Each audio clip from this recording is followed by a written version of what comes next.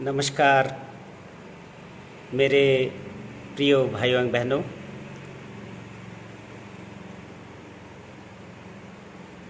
बहुत दिनों से कोरोना के इस लॉकडाउन के दौरान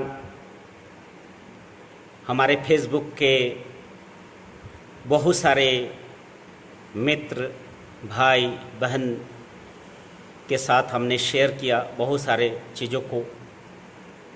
आनंद मार्ग के एम एंड ऑब्जेक्ट एवं बहुत सारे विषयों पे हमने चर्चा किया। आज फिर मैं आनंद मार्ग को लेके ही चर्चा करना चाहता हूँ। विगत 35 वर्षों से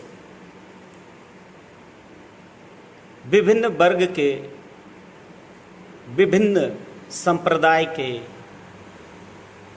लोगों से मुलाकात हुई।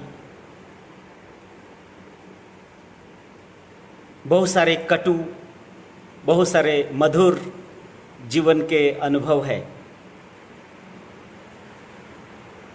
इस दुनिया में संगठन की कमी नहीं है, संस्थाएं कम नहीं बनी हैं, हजारों संस्थाएं बने, समाज सुधारक आए, धर्म गुरु आए, दार्शनिक आए, वैज्ञानिक आए। जीवन के हर क्षेत्र में सब लोगों ने कुछ न कुछ दिया। कुछ ने अच्छा दिया, कुछ ने बुरा दिया, कुछ जड़ जगत के लिए करने का कोशिश किया, कुछ भाव जगत के लिए किया, कोई मनोजगत के लिए किया। और इस तरह से मनुष्य जाति जो है धीरे धीरे आगे बढ़ते गए। और आज हम अपने आप को कहते हैं कि सभ्य समाज के हम सब मनुष्य हैं। कोई भी इंसान वो अपने आप को असभ्य नहीं मानते हैं। कोई भी इंसान अपने आप को अनसिविलाइज्ड अनकल्चर्ड नहीं मानते हैं।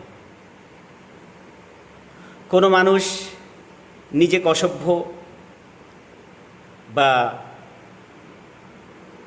নিচু বা অছুত বা নিজেকে ছোট বলে দেখে না। এই পৃথিবীর বুকে অনেকই মানুষ এসেছে, দর্শন এসেছে, সংগঠন এসেছে, সমাজসেবীরা এসেছেন, বিজ্ঞানীরা এসেছেন, কবি এসেছেন। সবাই কিন্তু সমাজকে ভালো দিকে নিয়ে যাওয়ার চেষ্টা করেছেন। Hundreds and thousands of philosophers, poets, social reformers, philosophies, organizations has come unto this world for the progress and prosperity of the society of humanity. आज जो हम वर्तमान युग में पहुंचे हैं, किसी एक व्यक्ति के प्रचेष्टा, एक व्यक्ति के बुद्धि, एक व्यक्ति के ज्ञान के कारण नहीं बढ़े हैं। आज समाज में जिस स्थिति में हम पहुँचे हैं, ये हमारे अतीत के पूर्व पुरुष, समाज सुधारक, दार्शनिकों, वैज्ञानिकों के ही प्रयास के कारण ही आगे बढ़ चुके हैं। बढ़ते बढ़ते आज हम मानव सभ्यता के एक ऐसे अवस्था में पहुंचे हैं, यहां पहुंचने के बाद आज संपूर्ण मानव जाति को ये लगने लगा कि हम आके कहाँ पहुँचे। हमारे इतने बड़े बड़े दिग्गज, इतने बड़े बड़े दार्शनिक, इतने बड़े बड़े समाज सुधारक, इतने बड़े बड़े वैज्ञानिक आए, इतने बड़े बड़े कवि आए, क्या कुछ नहीं दिया। लेकिन आज इतना कुछ होने के बावजूद भी आज संपूर्ण मानव जाति के दिल में डर क्यों है? आज संपूर्ण मानव जाति के दिल में ये किंकर्तव्य विमूढ़ की अवस्था क्यों है? आज जीवन के जिस क्षेत्र में हम देखते हैं, जीवन के जिस किसी भी क्षेत्र में, मनुष्य जाति के, मानव जाति के जिस क्षेत्र में भी हम देखते हैं, यहाँ पर आप सबको, हम सबको ये अनुभव हो रहा है कि कहीं ना कहीं हमारी जो गति है रुक गई है, थम सी गई है, स्टैग्नेंट हो गई है।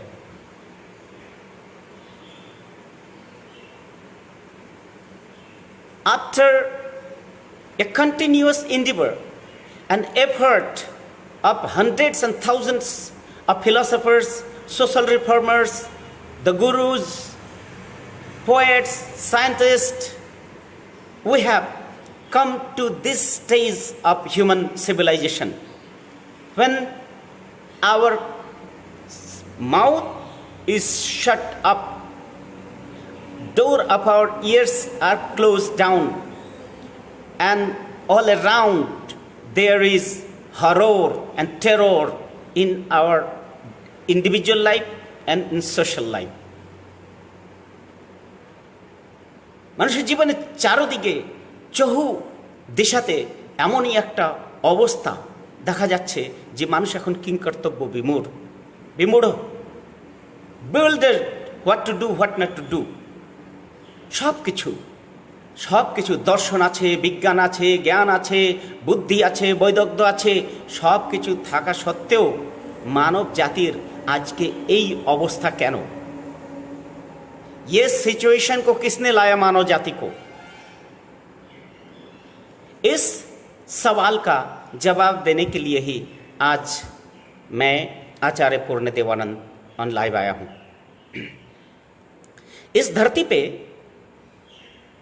दर्शन जगत में अगर देखें तो दर्शन की कमी नहीं है, बहुत सारे दर्शन आए हैं और हर दर्शन का इतिहास में कहीं ना कहीं एक अच्छा इम्प्रेशन वो छोड़ के गए हैं और कुछ दर्शन समय के साथ साथ अपना डैज़लिंग जो ग्लैमर है वो दिखाया है, लेकिन अपने ही अंदरूनी कॉन्ट्रडिक्शन के कारण वो काल के ग्रास में चले गए हैं, वो दर्शन खत्म भी हो गए हैं। कुछ ऐसे दर्शन आए हैं जो दर्शन वस्तुवादी भावधारा को इतने आगे बढ़ा दिया कि वो अंतर जगत को ही भूल गए। कुछ ऐसे दार्शनिक इस पृथ्वी पे आए जो अंतर जगत के लिए तो इतना कुछ बोल दिए, लेकिन बाहरी दुनिया के साथ कोई एक सामंजस्य, एक संतुलन जो होना चाहिए उसको नहीं दिए। कुछ ऐसे दार्शनिक आए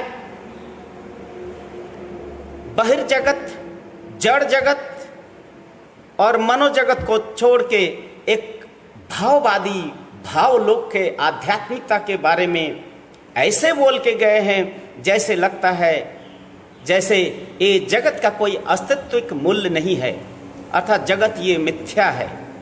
तो इस तरह से अलग अलग तरह के दर्शन आए, कोई भोगवादी, कोई जड़वादी, कोई बुद्धिवादी, कोई ज्ञान पर आधारित और कोई आध्यात्म पर आधारित। लेकिन मनुष्य का जो जीवन है सिर्फ जड़ आधार तो नहीं है। मनुष्य का अस्तित्व सिर्फ बौद्धिक क्षेत्र में ही नहीं है और मनुष्य का अस्तित्व सिर्फ आध्यात्म तो नहीं है। तो अगर देखा जाए कि मनुष्य का जो अस्तित्व है वस्तुवादी भी है, मनुष्य का अस्तित्व मनस्तात्विक भी है और मनुष्य का अस्तित्व आध्यात्मिक भी है। अर्थात मनुष्य का अर्थ ही है भौतिक, मानसिक और आध्यात्मिक। ये मनुष्य का अस्तित्व है। इसी को जगत गुरु श्री श्री आनंद मूर्ति जी ने बोले कि ह्यूमन एग्जिस्टेंस इज ट्राइफेरियस। মানুষের অস্তিত্ব ত্রিস্তরীয়, ভৌত, মানসিক ও আধ্যাত্মিক। মানুষ যদি শুধু নিজেকে ভাবে না আমরা শুধু আধ্যাত্ম বিজ্ঞানের দ্বারাই পরিচালিত হব, বা কেউ ভেবে থাকে যদি আমি শুধু বৌদ্ধিক জগতের দ্বারা চলে থাকব, আবার কেউ হবে না এই বৌদ্ধিক জগৎ ও ভাব জগতের এটা তো ইমেটেরিয়াল, এটার কোনো অস্তিত্ব নেই, এই যে দেহ রয়েছে এই দেহ ধারণ করা আর দেহকে আনন্দ দেওয়াই জীবনের সব কিছু, এই ধরনের যদি ধারণায় সেটাও ভুল হয়ে যায়। তাই বলা হয়েছে, আনন্দমূর্তিজি বলেছেন মানুষের দেহ, মন ও আত্মা তিনের মধ্যে একটা সন্তুলন প্রয়োজন হয়। মানুষের অস্তিত্বই হলো দেহ, মন ও আত্মা। Human existence is trifarious, physical, mental and spiritual. If someone thinks that by ignoring the psychic and the crude material world we can survive and progress toward the spirituality, only talking about the spirituality and ignoring the psychic and material part, it is not a balanced philosophy. There are a number of people, they think, the scientists, the philosophers, they think of their intellectual aspect, and there is no balance with their spiritual and their material world. And there are hundreds, they talk about the materialism, but they ignore the existence of psychic and spiritual. तो मनुष्य के ये जो तीनों स्तर है, ये तीनों स्तर के साथ अगर हम बैलेंस रख के नहीं चल सकते हैं तो जीवन का कोई मतलब नहीं है।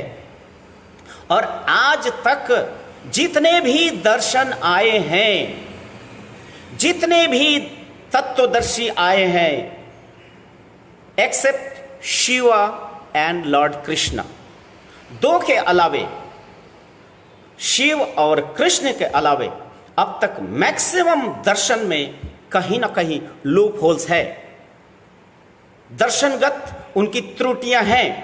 उसमें कुछ अच्छाई है तो उसमें त्रुटि, विच्युति भी है, त्रुटि भी है।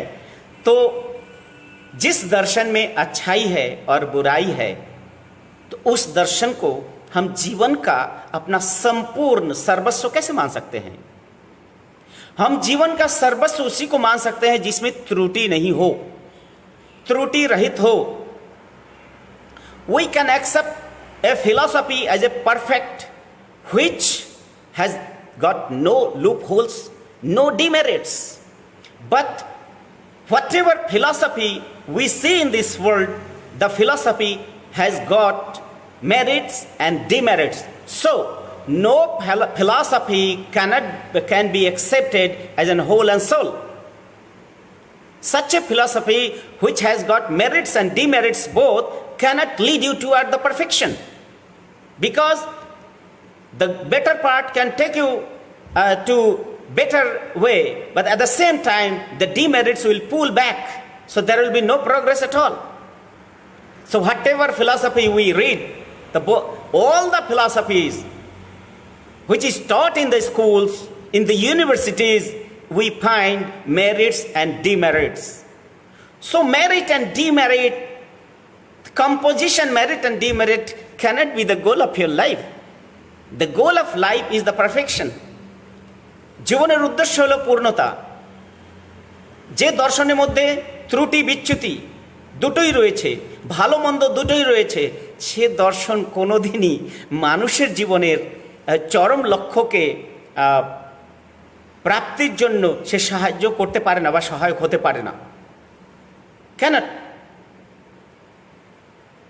यही कारण है कि दर्शन के क्योंकि जितने भी समाज है, जितने भी संप्रदाय है, जितने भी देश है, सभी देश के पीछे एक कोई ना कोई दार्शनिक तथ्य काम करता है। कोई भी नेशन हो, वो कम्युनिस्टिक कंट्री हो या कैपिटलिस्टिक कंट्री हो या रिलीजियस कंट्री हो, हर सब